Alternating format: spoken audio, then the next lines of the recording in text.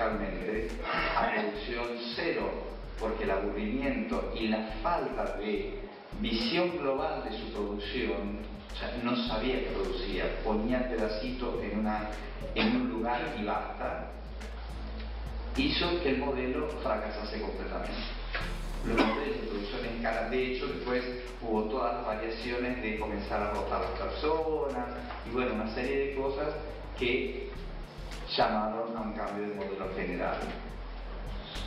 Por lo tanto, se supera el concepto de producción en cadena y de la economía en escala. Aparecen nuevos conceptos empresariales como la calidad total, el control de la calidad total, donde el mismo empleado tenía que verificar el completo ciclo de producción y la participación en las ganancias. O sea, el modelo empresarial va cambiando, digamos, de objetivos.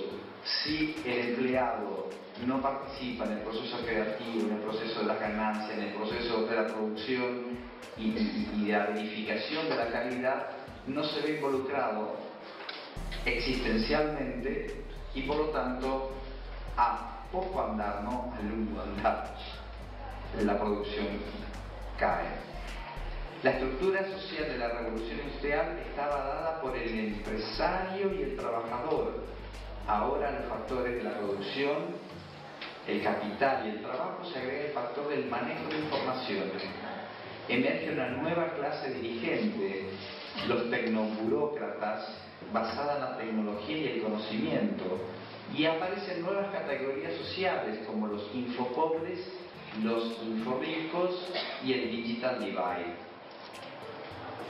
donde infopobre e inforrico ya no es una categoría al estilo Marx, ¿no?, donde estamos hablando de pobres y ricos, clases sociales, digamos, económicas. Infopobres y inforricos, el digital divide, se presenta en nuestra casa, donde padres e hijos, o hijos y nietos y abuelos, no pueden dialogar porque hay una diferencia en el conocimiento y en el manejo informativo completamente dispar. El que accede a los medios telemáticos para captar la información la sabe, la conoce la información inmediatamente y relacionada, porque la tecnología digital permite el hiperlink, o sea, saltar, vincular la información, dar estadísticas, ver quién tiene una corriente de seguimiento más fuerte, o sea, tiene una información, una realidad aumentada.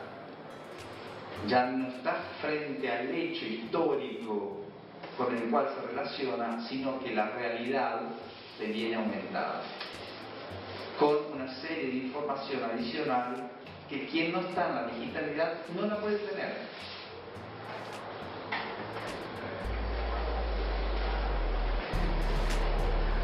Los principales rasgos del nuevo paradigma. El mundo ya no es visto como una gran máquina formada por engranajes causal y mecánicamente vinculados, sino como un conjunto de elementos interrelacionados por complejos y paradojales procesos energéticos con un nuevo enfoque holístico. La palabra holística en la cultura contemporánea, digamos, del análisis, digamos, de la estructura digital, es una palabra, digamos, reinante, portante de ideas, holístico, completo, pluridimensional, plurifacético, donde ningún aspecto puede quedar, al menos teóricamente, porque después la práctica se distancia un poquito, los distintos aspectos no pueden quedar separados. Esto en el ámbito universitario, en las universidades de ciencias exactas, ingeniería y cosas por el estilo, el holismo es fundamental. Extrañamente, en este holismo no se incluye la antropología. Las grandes universidades europeas hablan del holismo como si fuera, bueno, energía solar, o sea, es permanente la palabra holístico.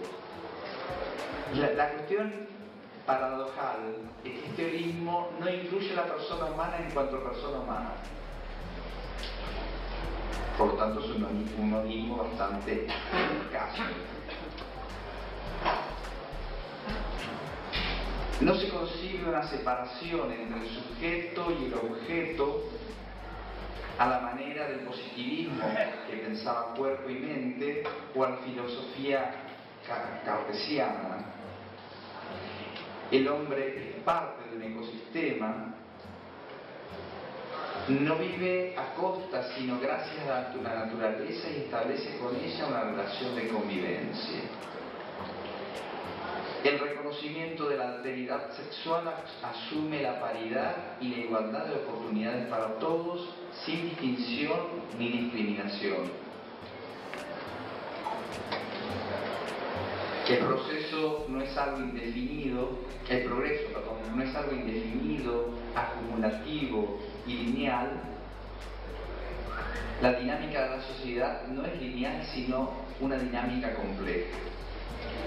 El relativismo moral se complejiza con el desarrollo autónomo de la manipulación genética, de la microbiología y de las nanotecnologías.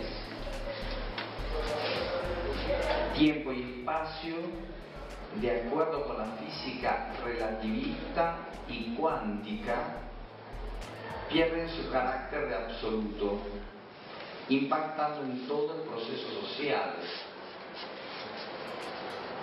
Esto, digamos, en el mundo de todos los días, la física y la mecánica cuántica podrían ser cosas completamente alejadas de cualquier discurso normal de personas normales. En realidad, el relativismo que la mecánica cuántica puso en la vida concreta de las personas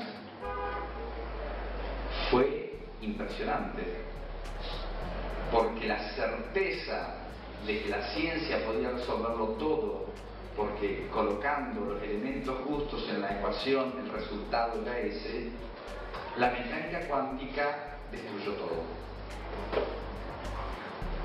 Newton se ve, o sea, el macromundo y el nanomundo son esencialmente contradictorios. Lo que pasa es que coinciden, porque el macromundo es el que se ve, pero el nanomundo es el que lo sostiene lo que se ve. Por lo tanto, coinciden dos físicas, dos mecánicas contrapuestas, lo que implica una lógica de pensamiento, digamos, muy relativa. Pero digo, para dar ejemplos muy concretos, los anteojos polarizados son un ejemplo de una problemática de física cuántica.